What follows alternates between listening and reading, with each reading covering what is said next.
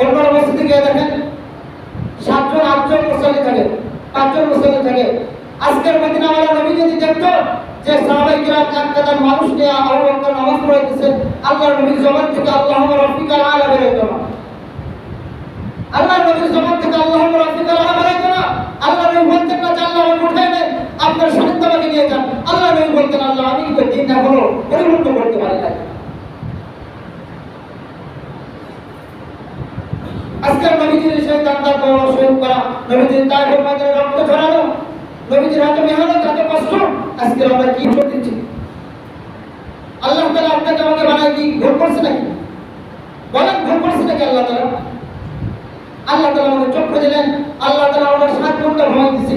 11 থেকে ধরলে 5টা 10 জামাত আমাদের মসজিদে 7 ঘন্টা ঘুমাই দিয়েছে, 8 ঘন্টা ঘুমাই দিয়েছে, 6 ঘন্টা ঘুমাই দিয়েছে। আর এই যে আল্লাহ তাআলা 7 ঘন্টা আপনাকে ঘুম পড়ানোর পরে আর 10টা মিনিট আল্লাহ তাআলার সামনে দিতে পারলেন না, 4টা রাকাত নামাজ পড়তে পারলেন না, আপনার মতো নাফরমান বান্দা কি আছে? আপনার মতো ধোঁকাবাজ বান্দা কি আছে আল্লাহ তাআলার কাছে? কেমন মুসল্লি আছে যারা বছরে একবার ফজরের নামাজ পড়ে না, 6 মাস হয়তো নামাজ পড়ে না, মাসের ভিতরে একবার আছে ফজরের নামাজ পড়ে না। কিসের মুসলমান?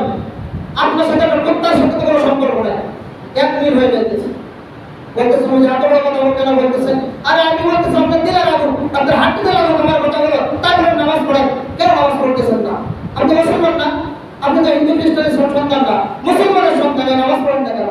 আল্লাহ নবীর রীতি বলে নাই?